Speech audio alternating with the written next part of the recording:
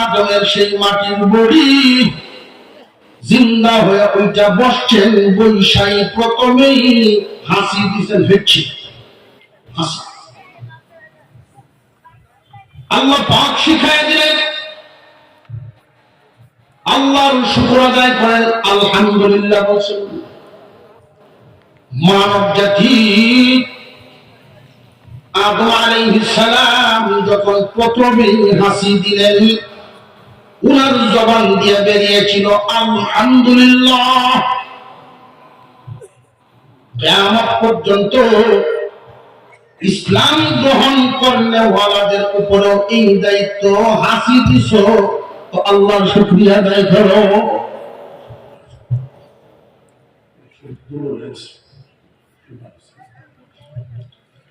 হাসি দেওয়ার পরে ভিতর থেকে কিছু তরল পদার্থ বের হয় নাক মুখ দিয়ে, বুঝতেছেন তো? দুই চার ভাইজন যদি একসাথে উঠবেন খাওয়া হবে, আর যদি দেখা যায় একজন পজিশন লইতেছে, হাসি দেওয়ার একটা পজিশন আছে, এরকম করতেছে, বোঝা যায় যে হাসি মাত্রই তখন তাল করতে ছড়াই আছে, বোঝা গেল কিছু বের হয়। আদম আলাইহিস সালামের বের হয়েছিল। এই যে আমরা হাসি নেই আর তরল পদার্থ বের হয়, বর্ণনায় আসছে মানুষ জানে না ঔষধ আবিষ্কার হয়েছে না, এইরকম ৮০ প্রকারের রোগ জীবাণু হাসির মাধ্যমে মানব দেহ থেকে আল্লাহ বের করে দেয়। এই জন্য হাসি দেওয়ার পরেই আলহামদুলিল্লাহ বলা। এরকম ৮০ প্রকারের ভাইরাস আমার বডির থেকে একটা হাসির মাধ্যমে আল্লাহ বের করে দেবে। যেই ভাইরাস বডিতে থাকলে ঔষধই নেই, একটা হাসি নামক নিয়ামত দিয়ে আল্লাহ আমার উপকার করলেন, আমাকে সুস্থ রাখলেন, সেই আল্লাহর শুকর আদায়ের দরকার আছে না নাই? এই জন্য হাসি দেওয়ার পরে কি পড়া? আরো জোরে বলেন। অনেকে আছে হাসি দিয়ে মায়া না, আলহামদুলিল্লাহ বলা। মনে থাকবো তো ইনশাআল্লাহ। এই আলহামদুলিল্লাহ, আপনার পাশে যদি একজন মানুষ হাসি দিয়ে আলহামদুলিল্লাহ পড়ে, আপনি তাকে আরেকবার দোয়া শোনায় দেবেন, এটা আপনার উপর ওয়াজিব হয়ে যায়। ইয়ারহামুকাল্লাহ, হাসির জবাব দেওয়া ওয়াজিব। অনেক মানুষে এটা জানেও না, জানলে মনে করে আমলও করে না। হাসি দিলে আলহামদুলিল্লাহ বলবেন। যদি দেখেন আপনার পাশে যারা আছেন দিন বুঝেন, আলহামদুলিল্লাহ জুড়ে পড়েন, তারা জবাব দিবে। যারা এখানে বসা আছে দিন বুঝেন, আপনি আল্লাহ পাকের এই নামের শুকর আস্তে আস্তে করে বুঝে আসতেছে। আদম আলাইহিস সালামের হাসিতে যেই তরল পদার্থগুলো বের হলো, আল্লাহ পাক হুকুম দিলেন জিবরাইল, আদমের ভিতর থেকে যেই তরল পদার্থটা বেরিয়েছে জমা করো, জমা করে এক জায়গায় রাখো, আমি ওই পদার্থকে কাজে লাগাইব। সবকিছু জানেন কে? আরো জোরে কোন? মুফাসসিরিনে কেরাম বলেন, ঈসা আলাইহিস সালামকে আল্লাহ দুনিয়াতে পাঠাইছে। উনার তো আব্বা ছিলেন না। মারিয়াম আলাইহিস সালাম ঈসা আলাইহিস সালামকে জন্ম দিলেন। ঈসা নবীর আব্বা ছিলেন না, পিতা ছাড়া। অনেক ধরনের কটূক্তি, কুঠা, সামাজিক ভাবে মুখ দেখাবেন কেমনে? আল্লাহ পাক রব্বুল আলামিন জিবরাইল আমিনকে যেই দিন পাঠিয়েছেন মারিয়াম আলাইহিস সালামের সাথে কথা বলার জন্য, জিবরাইল আমিন এসেছিলেন একজন যুবকের বেশ ধরে, সুস্থ চেহারা। গোসলখানায় এসে যখন এক সাইড থেকে আওয়াজ দিলেন, ও মারিয়াম, আল্লাহ তোমাকে একটা ছেলে সন্তান দিতে চান। উনি উত্তর দিয়েছিলেন, এটা কিভাবে সম্ভব? আমি তো বিবাহিত নই এবং চরিত্রহীন নয়। আল্লাহ যদি চান তাহলে এতে কোনো সন্দেহ নেই। বিবাহিত হওয়ার প্রয়োজন নাই, মাধ্যমের প্রয়োজন নাই। আল্লাহ চাইলে মাধ্যম ছাড়াও পারেন। আল্লাহ যে তোমাকে সন্তান দিবেন, মাধ্যম ছাড়া তুমি মুসিবতের সম্মুখীন হবা। সেই মুসিবত ধৈর্যের সাথে অতিক্রম করবা। এর আগে আমি সুসংবাদ দিচ্ছি, তোমাকে আল্লাহ যে সন্তান দিবেন, এই সন্তান হবে মানব জাতিকে পথ প্রদর্শনকারী নবী হইব। নবী হইব ফুট, মা খুশি হয়ে নিয়ে গেছেন, রাজি হয়েছে। ফোর শোনাইলেন, কোন কোন বর্ণনায় জিবরাইল আমিন এক ধরনের ফু দিলেন, বাতাস দিলেন। ওই আদমের নাক থেকে বের হওয়া তরল পদার্থটাই আল্লাহর কুদরতে মারিয়াম আলাইহিস সালামের ভিতরে প্রবেশ করায়। সুবহানাল্লাহ, যে আওয়াজের গতি 6 মাস ধরে রোজায় রাখতেছি আমরা। আদম আলাইহিস সালামকে আল্লাহ বানাইলেন, জান্নাতের ভিতরে দিলেন। কত বছর ছিলেন আল্লাহু আ'লাম, আল্লাহ জানেন। কত হাজার বছর যে ছিলেন একমাত্র কে জানেন? অনেক মানুষ আছে দেখবেন নামাজ পড়তে না, শরীয়ত আর মারফত দিয়ে মাইল্লাকে দোহান।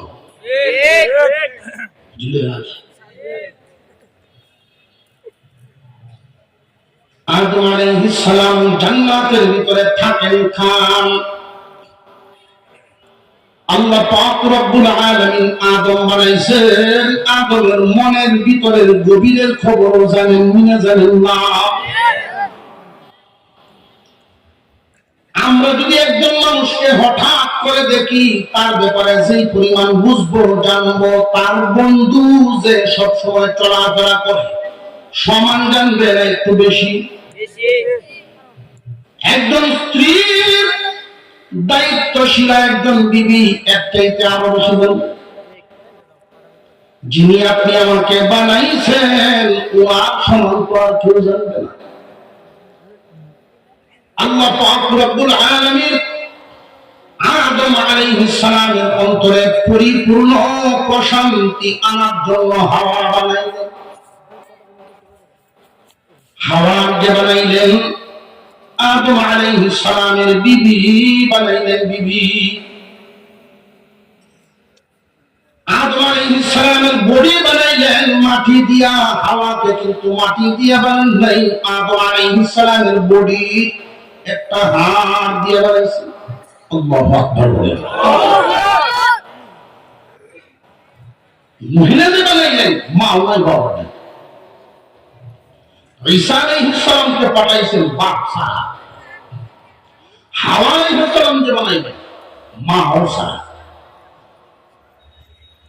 বাবা নাই, মাও না, শুধু একটা হাড় দিয়েছেন আপনার বডির থেকে। এই হাড়টা যে নিলেন, এটার একটা হিকমত আছে। আল্লাহ তো ইচ্ছা করলে মাটি দিয়েও বানাতে পারতেন, এবং যুক্তিও দাঁড়ায়। যেহেতু পুরুষ জাতির সর্বপ্রথম পুরুষকে আল্লাহ মাটি থেকে বানিয়েছেন, নারী জাতির সর্বপ্রথম নারীকে মাটি থেকেই হওয়া, এটা যুক্তি দাঁড়ায়। আল্লাহ মাটি দিয়ে না বানায়, আদম আলাইহিস সালামের বডির থেকে কেন নিলেন? এর হিকমত আছে না নাই? কারণ আছে না? আল্লাহ পাকের কুদরত প্রকাশ করলেন। ছাড়া বাপ ছাড়াও আল্লাহ পারেন। 2 নাম্বার, তাম পৃথিবীর মানুষ মহিলা জাতিরা যেন বুঝতে পারেন আল্লাহ আমাদেরকে বানিয়েছেন পুরুষের বডির থেকে, পুরুষের বডির একটা অংশ থেকে। অনেক মহিলারা আবার এই কথাটা উল্টা বোঝে, অনেক পুরুষরাও উল্টা বোঝে। এটা কি? বিবি, সব বিবিরাই স্বামীর বাম পাজরের হাড়ের তৈরি, এটা অনেকে মনে করে যে স্বামী স্ত্রীর যে জুড়ি, স্বামীর বাম পাজরের হাত দিয়া, বাম ছাত্রীর হাত দিয়া বিবিকে আল্লাহ তৈরি করছেন। এটা তাম দুনিয়ার সব বিবিদের জন্য প্রযোজ্য না, এটা শুধুমাত্র আদম আলাইহিস সালামের হাত দিয়েই হওয়া হয়েছে। নারী জাতির সর্বপ্রথম নারী যিনি ছিলেন, উনাকে ওনার স্বামী বাম পাজরের হাত থেকে আল্লাহ বানাইছে। সব নারী না, সব নারী যদি হইতো এমন ব্যবহার, এমন জ্ঞান তার যেমন ছোট আছে, 17টা 20টা বিয়ে বইছে এমন আছে। আমি 17 ওলা দেখছি, 17 নাম বাসা নিয়ে ছয় সম্পত্তি ভাজারও পাহারাদারি করে পোশাক দেখে দিল ভাজারের পাহারাদার বুঝো কি ব্যাপার। আপনি যদি পোশাক আশাক করতো এত দামি দামি কয়েকটা আমার পোশাক না করতো, যে সমাজের চেয়ারম্যান তার পুরান কাপড় টিপড় আমি আনি, বাহ বুদ্ধি তো বুঝান না। আমি যে পরিমাণ বেতন পাই পাহারা দিতে, একটি হোক আমার খরচ না করলেও চলে, সংসার আমার ঠিক আছে।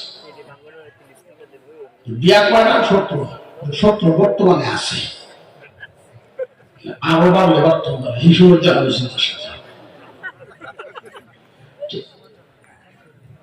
স্বামীর বাম পাজরের হাত দিয়ে যদি বিবি তৈরি হয়, একটা মানুষের চাকরি থাকে কটা কথা বুঝে আসতেছে, এত চাকরি থাকবে। নারী জাতির সর্বপ্রথম নারীকে, পুরুষ জাতির সর্বপ্রথম পুরুষে বাম পাজরের হাত থেকে আল্লাহ বানিয়েছিলেন। এ পর্যন্ত আমার একটা কারণ আছে, একটা বিষয় বুঝিয়ে দেওয়া। আল্লাহ রাব্বুল আলামিন যদি চাইতেন এই হাতটা পাজর থেকে না নিয়ে পায়ের দিক থেকে নিতে পারতেন, মাথার দিক থেকে নিতে পারতেন, পায়ের দিক থেকেও নেন নাই, মাথার দিক থেকেও নেন নাই। আল্লাহ পাক রব্বুল আলামিনের বিশেষ হিকমত, পায়ের দিক থেকে হাত নিয়ে যদি নারী জাতি বানাইতে, স্বভাবগতভাবে পুরুষ জাতিরা নারীদেরকে পিছিয়ে রাখত। উপরের দিক থেকে যদি হাত নিয়ে নারী জাতি আল্লাহ বানাইতে, নারীরা সব সময় পুরুষদের কাঁধে উঠে বসত। এমনি তো বললাম নাই বাড়ির যাবেন কিবা বলে। আল্লাহ পাক রব্বুল আলামিন যদি মাথার দিক থেকে বানাইতেন, লাইন দেখাও লাগলো, বানাইছেন এমন একটা হাত দিয়া পাজরের মাঝ বরাবর, বডির মাঝ বরাবর হলো পাজরগুলো। পাজরের নিচ অংশ নেন নাই, ডান দিক থেকেও নেন নাই, নিয়েছেন বাম দিক থেকে, তাও আবার উপরেরটা, যে হাতটা একদম কলিজার সাথে লাগানো, কলিজার কাছাকাছি সংস্পর্শ হলো ওই বাম পাজরের হাত। ছোট হাত একদম কলিজার কাছে। সৃষ্টিগতভাবে একটা টান আছে, লক্ষ্য করে দেখবেন, কলিজার সাথে হাড়ের টান, কলিজার সাথে হাড়ের টান। কেমন টান? বাবার যদি ছেলেও থাকে, মেয়েও থাকে, লক্ষ্য করে দেখবেন বাবার টান ছেলের তুলনায় মেয়ের প্রতি বেশি। আর মেয়েরারও মার সাথে যত মিল বাপের সাথে আরো বেশি মিল। ঠিক না বেটি? মেয়েদের নজর থাকে বাবার চেহারা, ছেলেদের নজর থাকে বাবার দৌলতে। যার মেয়ে নাই বুঝে যেত না, মেয়ে হইলে বোঝা যায় বাপ বেশি। মেয়েরা উম্মতের জন্য রহমত, মানব জাতির রহমত, দুনিয়ারও রহমত। যেই ঘরে মেয়ে থাকবে ঘরের জন্য রহমত। মানব ছাড়া সারা দুনিয়াবাসীর জন্য, মানব জাতির জন্য রহমত। কেন? অনেক মানুষ আছে মেয়ে হইলে মুখ ভুটা করে, আছে না? না, ছেলে হইলে যে খুশি হয়, মেয়ে হইলে এই খুশি দেওয়া যায়। উল্লা তার একটা কেজি কেটে দেবে, কি করবো সব কিছু শুনলাম না তো, হয়েছে মেয়ে হয়েছে, খুশি না। আর ছেলে হইলে পড়তে দেয় আদায় করতে হবে, আল্লাহ মাল ভূত হয়েছে, আল্লাহ মাল ভূত হয়েছে, এইটা তার মাল।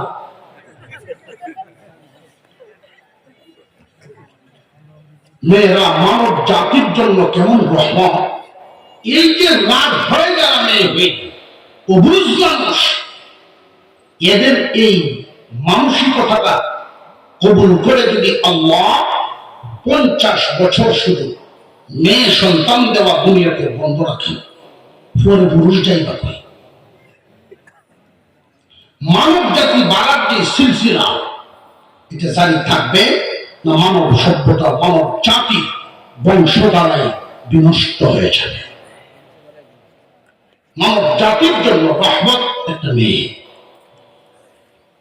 2 নম্বর, বাবার জন্য মেয়ে রহমত। কেমনে? আল্লাহ রাসূল বলেন 3 মেয়েটা তার জন্য জান্নাত ওয়াজিব।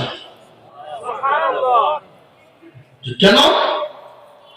ছেলেদেরকে আমরা লালন পালন করি, মুখে না বললেও ভিতরেও আছে, অন্তরেও আছে। আমার বিধবাকে জ্বালাইবো, আমার নাম তাও ছিল টিককে রাখবো, আমার বিট, আমার সংসার নাম দাম ঠিক রাখবো, ভূতের কুশিল্লায়।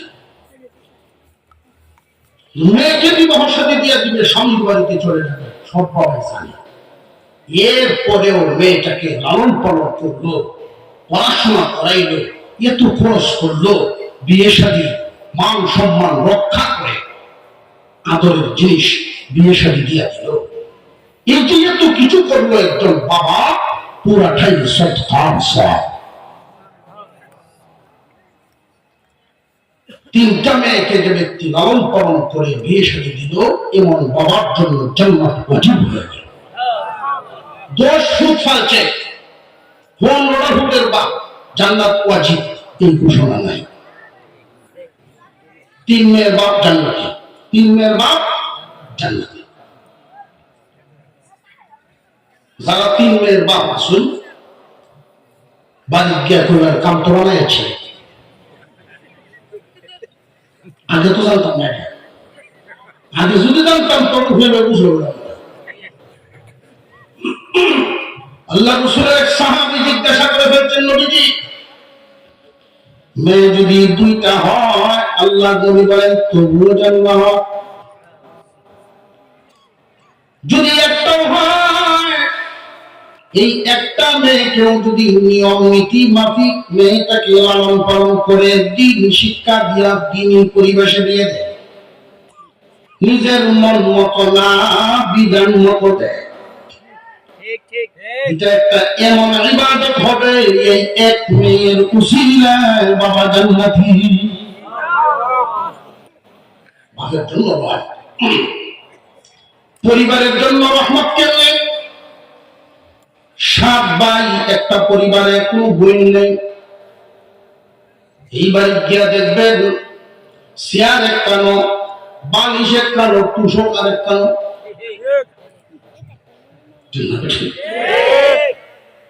সব আল্লাহ ভাই সারটা কিন্তু গুছানো না পরিবার। একটা ফ্যামিলি, একটা পরিবারকে যদি গুছাইতে হয় তাহলে নারী জাতির দরকার হয়। একটা মেয়ে যদি একটা পরিবার থাকে, উচিত গুছানো পরিবারই থাকে। পরিবারের জন্য মহিলা রহমান। আবার সেই জায়গায় সৃষ্টি যাতে আল্লাহ করলেন কোন জায়গার হাত, বাম পাজরের হাত, একদম হাতের কাছে। আল্লাহ পাক রব্বুল আলামিন নারী জাতির মর্যাদা নির্ধারণ করেছেন সৃষ্টিগতভাবে, তৈরি থেকেই নিচেও যেন না নামে, উপরেও যেন না উঠে। হে পুরুষ জাতি, তোমরা তোমাদের বিবিদেরকে নিয়ে যে সংসার করবা, সাংসারিক কাজকর্ম, গুরুত্বপূর্ণ বিষয়াদি স্বামীর দায়িত্ব হলো স্ত্রীকে নিয়ে পরামর্শ করবা, তার নিয়ে এতে তাকে মূল্যায়ন করা হয়, নিচে নামানো হয় না, একটা মর্যাদার স্থান দেওয়া হয়। পুরুষ জাতি তুমি যতই বুঝদার হও, যতই জাননেওয়ালা হও, একটা সংসার শুধু তোমার ভূমিকায় চলবে না, নারীর ভূমিকাও দরকার। আমরা শুধু হাওড় থেকে ধানগুলো উঠান পর্যন্ত আইনা দেই, বাকি কাজ দেখবেন মহিলারা কি পরিমাণ করে ডিউটি। একটা মুরগিরে খাইতে দেয় না, ধানগুলো পরিপূর্ণভাবে পরিষ্কার করে কত সুন্দরভাবে নিয়ে সিদ্ধ দেন, পরিপূর্ণ মাপকাঠি ঠিক রেখে শুকান, বস্তায় ভরিয়া পর্যন্ত দেন। এর ঘরে শুধু আমরা কুটাইয়া দিই। ধানটা ভাঙ্গা এনে যখন আবার বাড়িতে দেই, এই চাউলগুলো পরিষ্কার করা, খুন আলাদা করা, কুড়াগুলো আলাদা করা, কোনটাই ফেলে দেয় না, এক একটা জাত জাত করে যত্ন করে রাখে। এই মহিলা কি একলা খাইব না, পরিবারের সবাই? বাজারের ব্যাগটা হয়তো আপনার পয়সা দিয়েই ব্যাগ ভরে বাজার করলেন, মাছ তরকারি সব আমি আপনি আনলাম, ঘরের দরজা পর্যন্ত পৌঁছায় দেই। এরপরে যে আপনার প্লেটে আসা, দস্তরখানে আসার আগ পর্যন্ত যেই কাজগুলো, কম না অনেক কাজ। একজন নারীর ভূমিকা ছাড়া পুরুষের পরিবার সংসার সুন্দর হতে পারে না।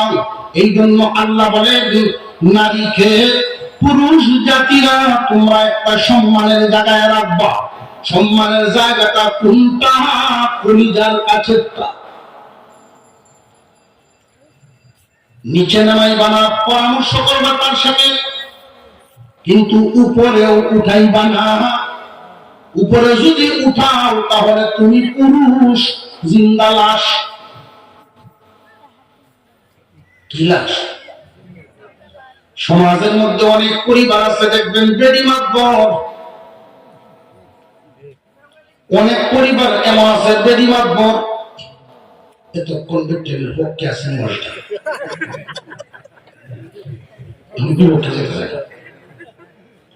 না গোমা ও বোন, আল্লাহর বিধান কারোর পক্ষে যায়, সব কারোর বিপক্ষে যায় না, সব সময় মানব জাতির পক্ষে হয়। না বুঝলে যায় বিপক্ষে, সঠিক বুঝলেই বোঝা যায় পক্ষে।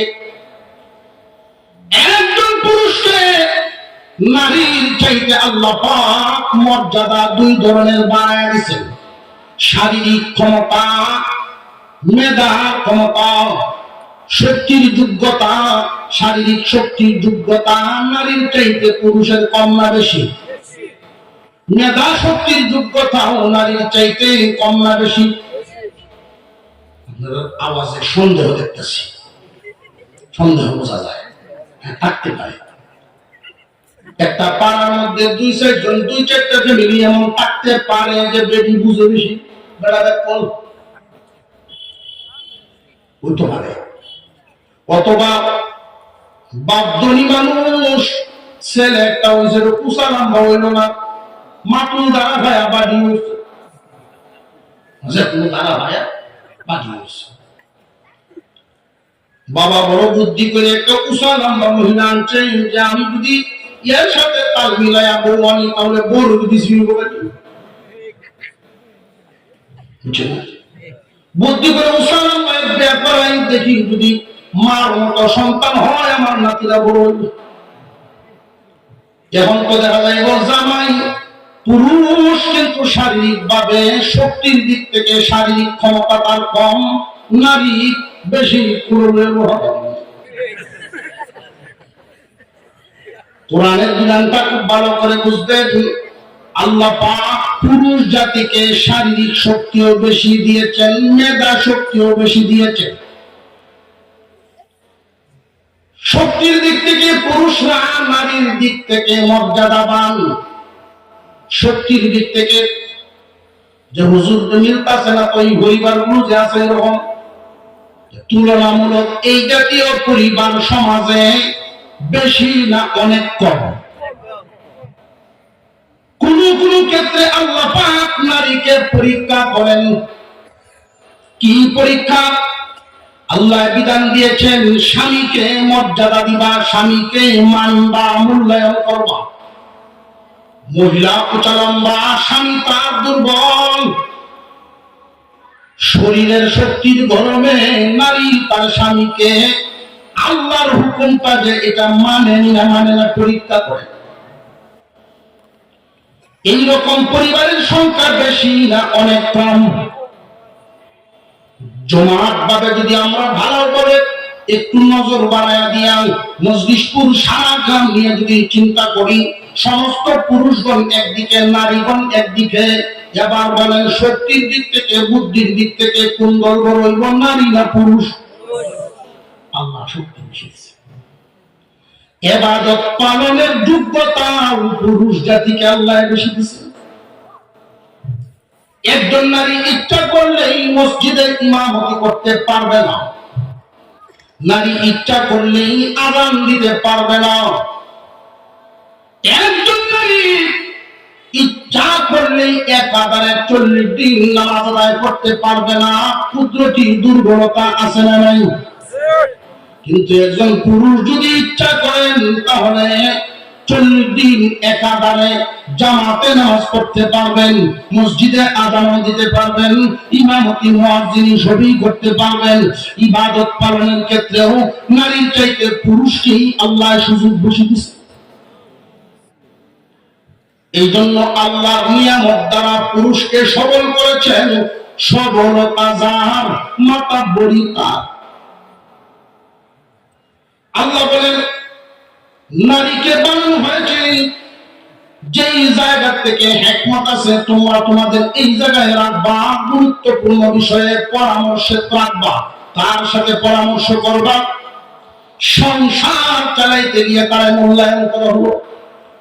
যদি না জিগাও, এত কিছু করে সংসার পুরা গৃহস্থিতা বাড়ির মতো কষ্ট করে তোমার সংসার তারে গুছায় রাখে, এতটুকু মূল্যায়ন যদি একজন মহিলাকে তার স্বামীর পক্ষ থেকে করা না হয়, মানসিক ভাবে মনের দুঃখে দুঃখী থাকবে, আমার চাহিদার দাম দেয় না। আল্লাহ বলেন ভালো ভালো কাজগুলোতে, গুরুত্বপূর্ণ কাজগুলোতে পরামর্শ করবা। পরিবার চালাইতে গিয়ে সিদ্ধান্তের যেই জায়গাটা, সিদ্ধান্ত নিবা তুমি, মাতাব্বরির দায়িত্ব নারীকে দিবা না। যে সমস্ত পরিবার বেদিমাতবর, কোরআন আল্লাহ বলেছেন আর রিজালু কাওয়ামুনা আলান নিসা, পুরুষ জাতির অধীনে থাকবে নারী, নারীর অধীনে পুরুষ না। যে পরিবারগুলো বেদিমাতবর, কোরআন মতে পরিবার না উল্টা। কোরআন মতে গেলে রহমত নাজিল হয়, কোরআনের উল্টা গেলে। অনেক পরিবার এমন আছে যে বেদিমাতবর, খুব সাবধান। বেটা অনেক সম্পদ, 5-7 জমি, একটা মাত্র ভূত।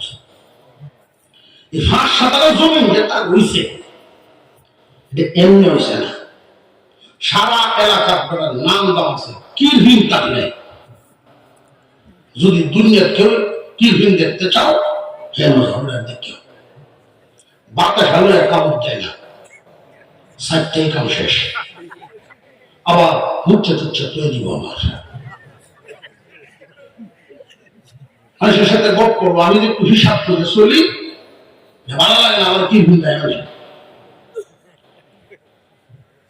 একটু পড়াশোনা করাইছে, শহরে রাখছে, সমাজের সাথে চলিয়া সামাজিক হচ্ছে, কিন্তু তার চলাফেরা খরচপাতি আপনার ভালো লাগে না।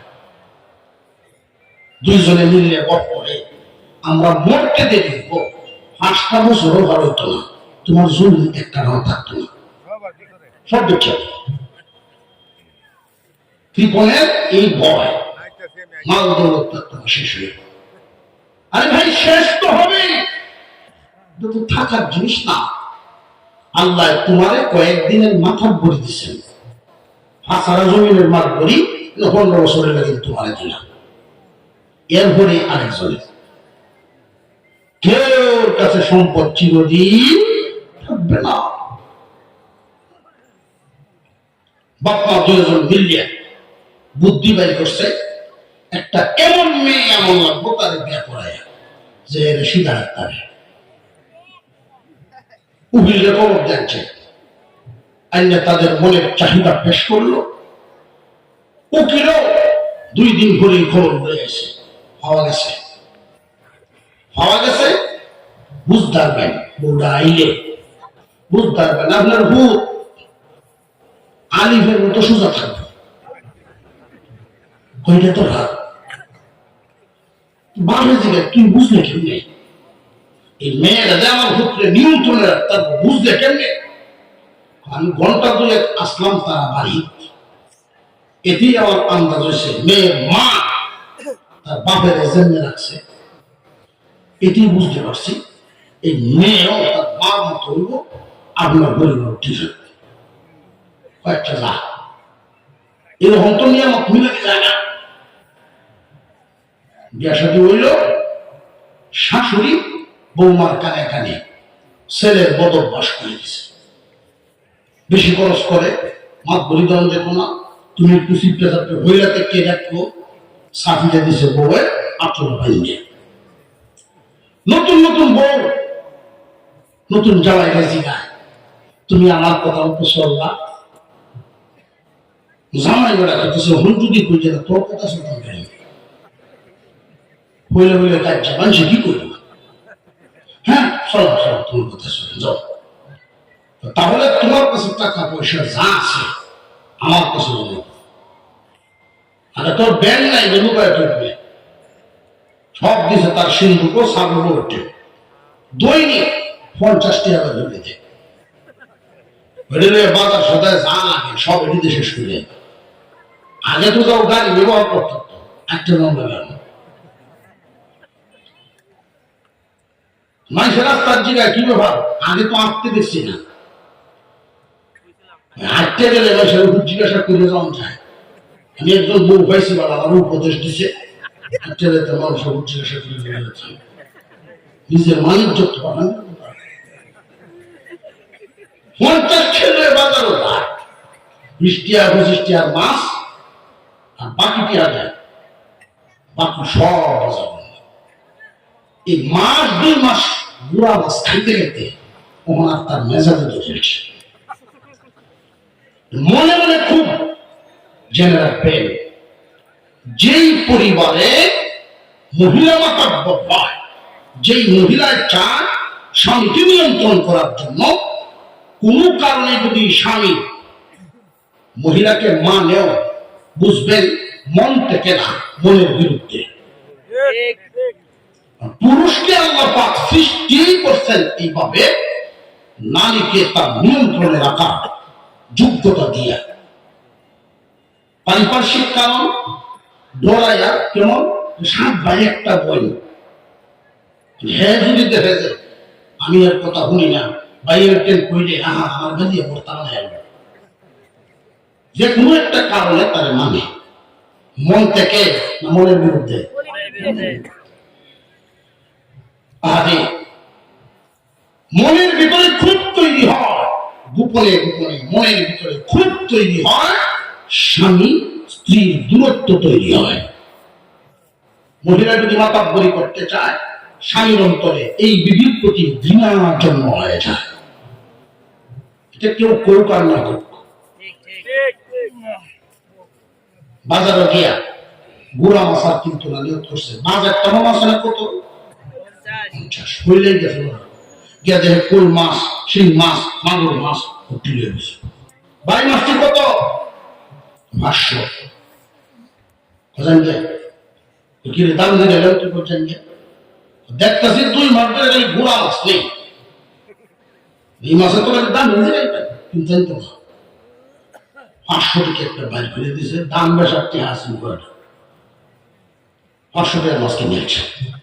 কিনিয়া বেগুনের বাড়ির দিকে যায়, শরীরের ওজন কমে, না জানি আসবো কোন কার্যটা হয়।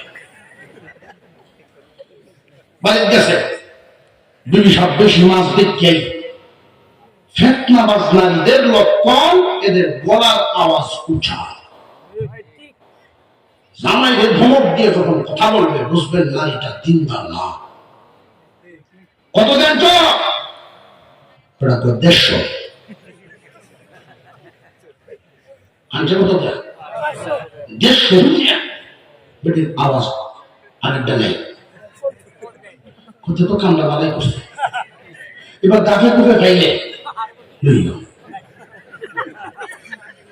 শুধু যেতে খাইলে গুফে কুফে খাইলে বেড়া মনে মনে হয় গুফে গাফে আমারও গুফনে কেক দশল লাগবে। বেটি খুব খুশি, আচ্ছা যাও আমি মাছটি কাটতাছি, তুমি আপুর ধুইয়া ওখানে খাওয়া দাওয়া করে যাবে। বেড়া গেছে আপুর দেওয়া দুটা লইয়া। বউ যখন নরম সুরে কথা কয় স্বামীর মন ভালো হয়।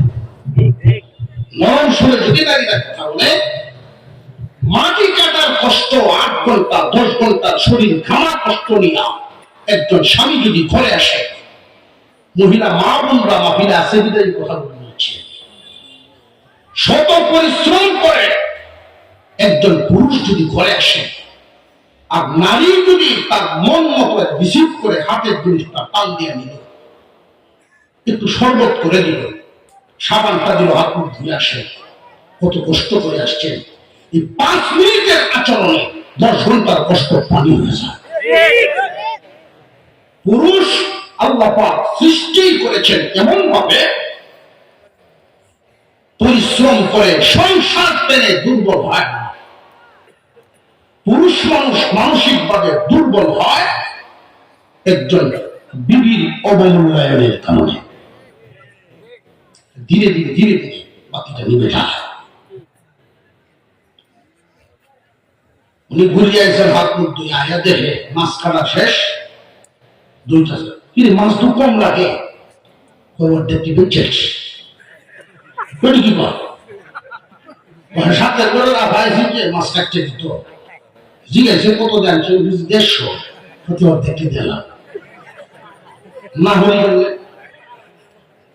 করা কি কথা বেচস তো বুঝলাম কত বেচস 150 টাকা ঘুষ উত্তর দিব আমি 500 টাকা কিনছি।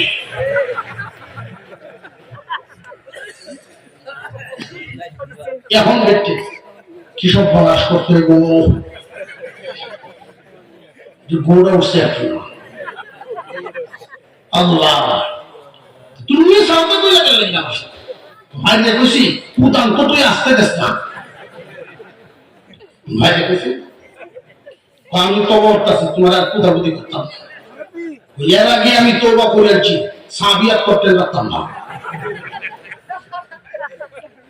মাগবুর নেই করে এইসব বলাস করছে, আর আমার এই দোষটা হয়েছে। আল্লাহ পাক রব্বুল আলামিন নারীকে জিম্মাদারি দিয়েছেন, তোমরা তোমাদের পুরুষগণের আওতায় থাকবা, পুরুষদের আয়ত্তে থাকবা। পুরুষরা কারা? একজন নারীর সাথে পুরুষের সম্পর্ক হয় 4 ধরনের। কেউ হয়তো বাবা হবে, আর নইলে ভাই হবে, নইলে স্বামী হবে, আর নইলে ছেলে। চার ধরনের সম্পর্ক। বাবার বাড়িতে যতক্ষণ মেয়েটা থাকবে, এই মহিলা কাদের আওতায়? বাবা, ভাই, বাপ ভাইয়ের আওতায়। স্বামীর বাড়িতে স্বামীর বিছায় থাকবে যতক্ষণ, স্বামী পরবর্তীতে তার ছেলে। নারীরা কি মাতাব্বরি করবে না মাতাব্বরি পুরুষের হাতে থাকবে? অনেক মহিলারা না জানার কারণে এই আদব কায়দাগুলো, এই আলোচনাটা করলাম। গুরুত্বপূর্ণ একটা বিষয়। একজন পুরুষ দিনদার হতে পারবে নারীর ভূমিকা থাকবে। আমার আপনার পয়গম্বর ঘোষণা দিয়েছে, পৃথিবীর মধ্যে যত নিয়ামত আল্লাহ দান করেছেন, সমস্ত আল্লাহর নিয়ামত যা কিছু আছে সবগুলোই মানুষের উপকারের জন্য। সমস্ত নিয়ামত মিলে যে পরিমাণ একটা পুরুষকে ফায়দা দিতে পারে, একজন নেককার নারী এর চাইতে বেশি ফায়দা দিবার। বিবি যদি দিনদার হন, দিনদার বিবি তার স্বামীকে এই কথাটা কানে কানে শোনাইবে, স্বামী হয়ে, ও স্বামী, আপনি আমাকে মোটা ভাতে মোটা কাপড়ে রাখবেন, দিনে প্রয়োজনে একবার খাওয়াবেন, তবু আপনার কাছে অনুরোধ হারাম খাওয়াবেন না। ও স্বামী, আল্লাহ আমাদেরকে যেই হালতে রাখছেন, হাজার হাজার শুকরিয়া আদায় করি। আমাদের চাইতে কত মানুষ কত কষ্ট করে। একজন বিবি যদি তার স্বামীকে এই জাতীয় কথা বলে মনোবল বাড়ায়, উম্মতের কোন পুরুষ যদি ভুল পথে থাকেও ঘুরে সহি পথে চলে আসবে। আরো জোরে কর। পক্ষান্তরে নারীটা যদি ভূমিকা না রাখে, উল্টা যদি হয়, পরিশ্রম করে হাত থেকে গড়ে খাইতে বসে, যখনই দেখবেন বেন বেন বেন বেন বেন বেন আর বাসা হলো আবার আনারোনা সারিয়ে, তুমি আমার কিতা দিস, তুমি কিতা দিস, সাথের ঘরের বেড়ে সোনের ঘর আছে, হাফ বেরিয়ে পড়তেছে। আর তোমার দ্বারা যেমন ইসলাম তুমি কি বেড়া না, যাও মন না চিত্ত, শৈল্য পরিশ্রম আছে, মন ধরা ছিল না, যখন তার জ্বালা ভাবটি আর বেড়ে যায়। ফেতনাবাজ নারী স্বামীকে যখন তুচ্ছ তাচ্ছিল্য করে কথা বলে, তাহলে ছোট করে কথা বলে, মন মরে যায়, মানসিকভাবে দুর্বল হয়ে যায়। শেষ পর্যন্ত তার চাহিদাটা পূরণ করতে গিয়া উম্মতের অনেক পুরুষ সুদে, চাকরিজীবী, ঘুষে পাওয়ায় অন্যায় রাস্তা ইনকাম করে মানুষ কখন চাপ, তার চাহিদা পূরণ হয় না যখন। বুঝে আসতেছে আপনাদের? বিবি যদি তারে তালিম দেয়, স্বামী হারাম খাওয়াবেন না, সাবধান, নিজেও খাবেন না, আমাদেরকেও খাওয়াবেন না। প্রত্যেকটা পুরুষের উপরে দায়িত্ব স্ত্রী সন্তানকে হালাল মাল দ্বারা ভরণ পোষণ। বর্তমান সমাজ ব্যবস্থাটা আমরা যা দেখি, এইরকম পরিবার খুব কমই পাওয়া যায়, বেঁচে বেঁচে শুধু হালাল দিয়ে ভরণ পোষণ করে, হারাম গ্রহণ করে না। সংখ্যায় খুব কম, কোন না কোন ভাবে ঘুরিয়ে ফিরিয়ে সুদ খুব। বেটায় যদি সুদ না খায়, গোপনে বেটকে সুদি না খায়, এমন ভাগ্য আছে। আল্লাহ সহি উদ্যান করেন, বলুন আমিন। আল্লাহ আমাদেরকে বানিয়েছেন আল্লাহর ইবাদত, গোলামির জন্য। গোলামিটা হবে কখন? ঘুরে ফিরে সংসার জীবনে বিবির ভূমিকা থেকে যখন গোলামি করা সহজ হয়। বিবি যদি দিনদার হয়, স্বামীর জন্য দিনের উপরে চলা সহজ হয়। একজন নারী যদি দিনদার হন, সহযোগিতা করেন, তার স্বামীকে দিনের পথে চলা বড় সহজ হবে। নারীর যদি ভূমিকা উল্টা হয়, স্বামীর জিন্দেগি কয়লা হয়, উন্নতি নেই। যে আয়াত তিলাওয়াত করেছিলাম, আল্লাহ পাক রব্বুল আলামিন আমার তিলাওয়াতকৃত আয়াতের মধ্যে আসমানের নিচে জমিনের উপরে যত মানুষ, সব মানুষকে ডাক দিচ্ছেন না নির্দিষ্ট একটা দল?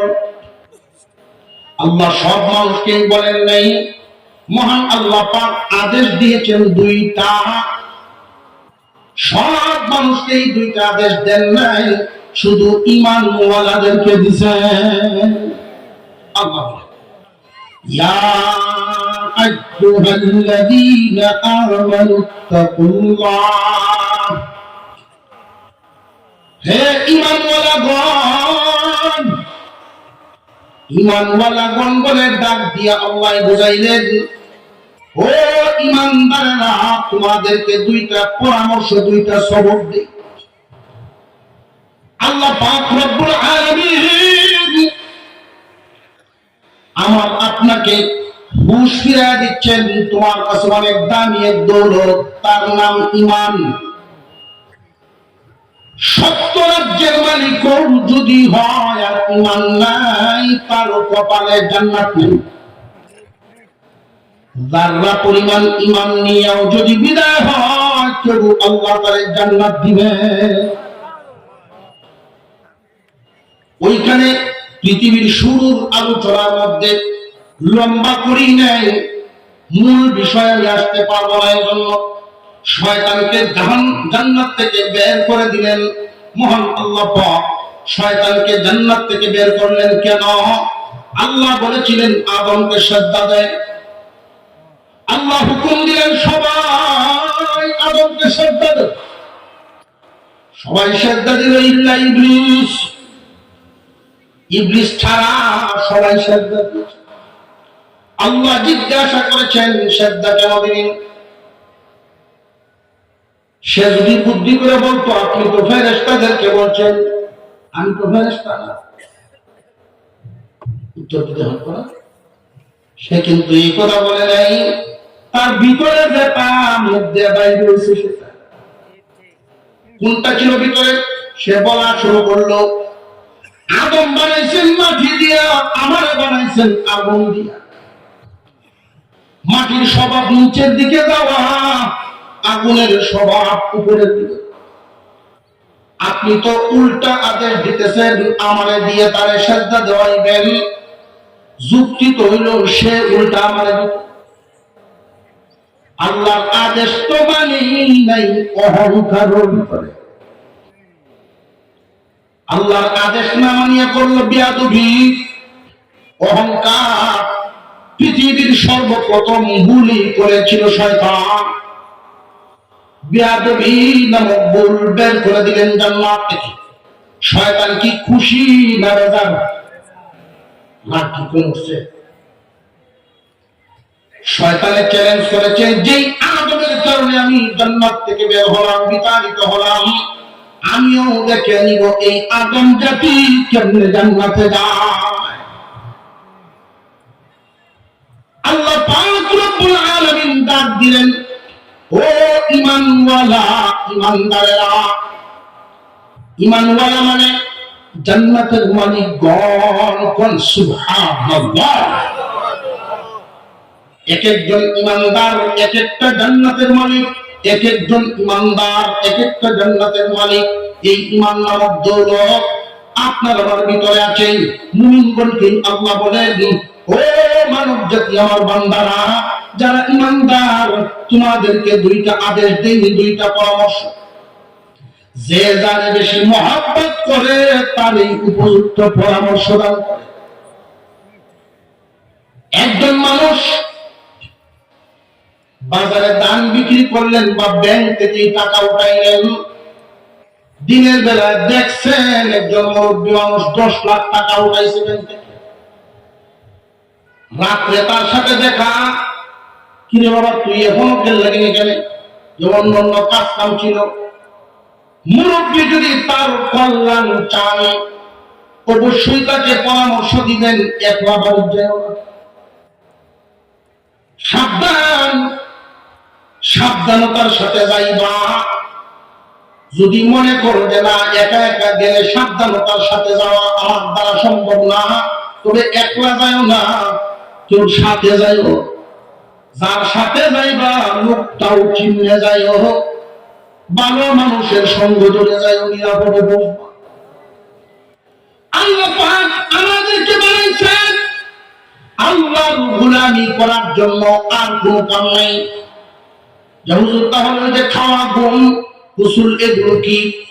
আগেই বলে আসছি, সব কিছুই শিখায় গেছেন নবীজি। নিজের মতে চলার নাম জিন্দিগি, নবীর তরিকায় চলার নামই বন্দিগি। সব যদি নবীজির কাজের সাথে মিল করে করে করতে পারেন, সবই আপনার বন্দিগি হয়ে যাবে।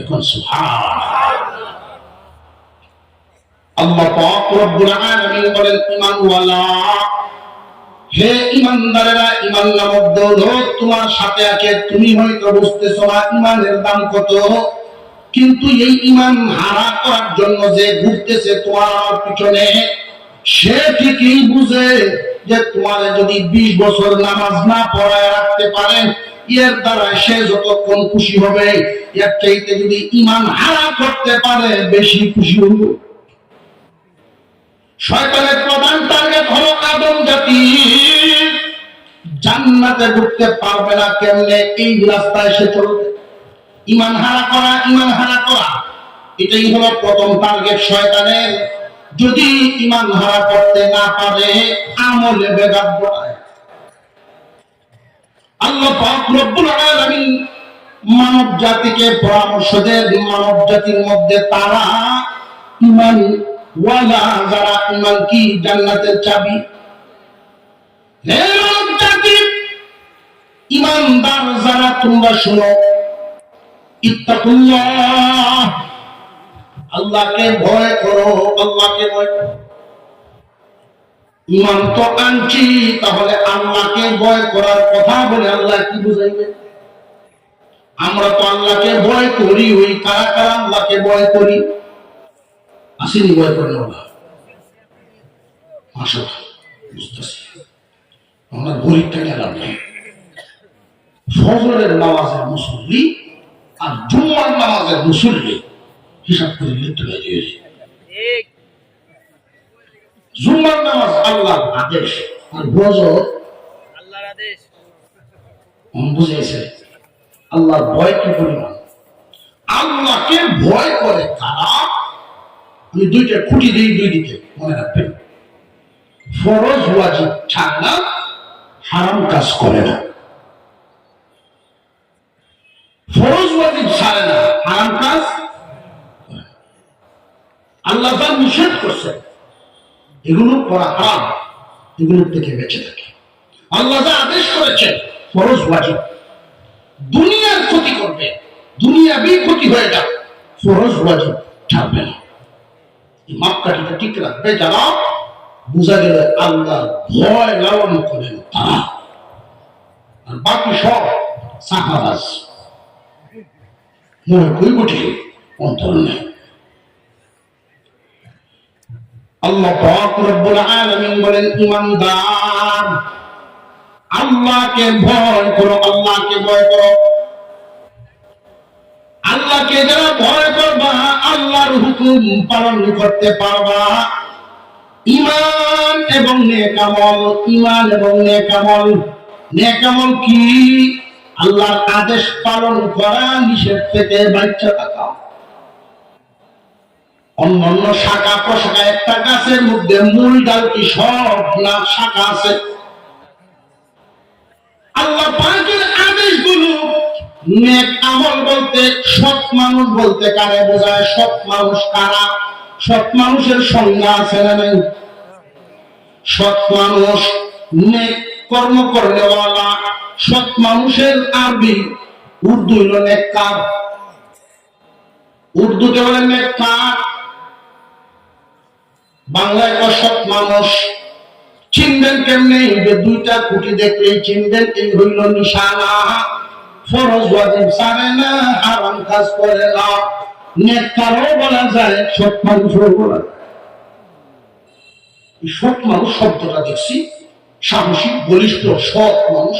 পোস্টার লেখা যায় ইলেকশনে, ইলেকশনের পোস্টার টাঙ্গায় না, সৎ মানুষ দেওয়া যায়। কি সৎ মানুষ হলে তুই তারাই ঠিক নেই। বুঝে আসতেছে মাশাআল্লাহ নারে তাকবীর এই আওয়াজে কেমন মেহমান হাজির হয়ে গেছে নারে তাকবীর আজকের মাহফিলে অত্যন্ত গুরুত্বপূর্ণ ব্যক্তিত্ব আকর্ষণীয় আলোচক আমাদের সকলের সুপরিচিত এবং প্রিয় মানুষ হযরতুল আল্লাহ হযরত মাওলানা আবুল খায়ের ভৈরবী সাহেব বরকাতুহুল আলিয়া ব্যক্তিগতভাবে আমার বড় মহব্বতের মানুষ বড় ভাই উনি হাজির হয়ে গেছেন আর আমরা যারা এই লাইনে চলাফেরা করি আমি তো আপনাদের নিজেদের ঘরের সন্তান আসি এলাকায় দূর দূরান্তে যখন ঘুরি সময়টা খুব মূল্যায়ন দেওয়া খুব খেয়াল করা যদি এদিক দিয়ে ভ্রমণ করে ইত্যাদি বয়ে রাখি চা খায় বুজুর্গ হয় সুবহানাল্লাহ আলহামদুলিল্লাহ না সর্বনাশ আরেক দিক দিয়ে কথা খারাপ সবক দুইটা আল্লাহর ভয় সৎ মানুষ হওয়া ঈমান এবং সততা ঈমানদার নেককার ঈমান নেক আমল ওই দুই দৌলত লইয়া যাইব যারা জান্নাতের মেহমান থাকে কেউ বলবো সুবহানাল্লাহ আল্লাহ পাকের দ্বিতীয় আদেশ চলবে এই ঘরটা দিয়ে চলতে বড় পিচ্ছিল রাস্তাটা ফরজ ওয়াজিব থেকে বেঁচে থাকা ফরজ ওয়াজিব পালন করা হারাম কাজ ছেড়ে দেওয়া হারাম থেকে বেঁচে থাকা ফরজ ওয়াজিব ছাড়ে না হারাম কাজ করে না সৎ লোকে সৎ মানুষ এইরকম হওয়াটা বর্তমান যুগে পরিবেশে সমাজে কঠিন নিজে যদি পারো না বুঝবা সাংঘাতিক বিপদে আসো তাড়াতাড়ি আল্লাহর ওয়ালাদের সাথেও যারাই আমাদের উপরে আছে তাদের সাথী হয়ে যাও আসর হয়ে যাবে সহজ হয়ে যাবে আল্লাহ যে বিধানটা দেন ওই বিধান পালন করার যোগ্যতা হাসিলের বাস্তব করে দেন আল্লাহ যেন আমাদেরকে মেনে চলার তৌফিক দান করেন আমিন ওয়া আখিরু দাওয়ানা আনিল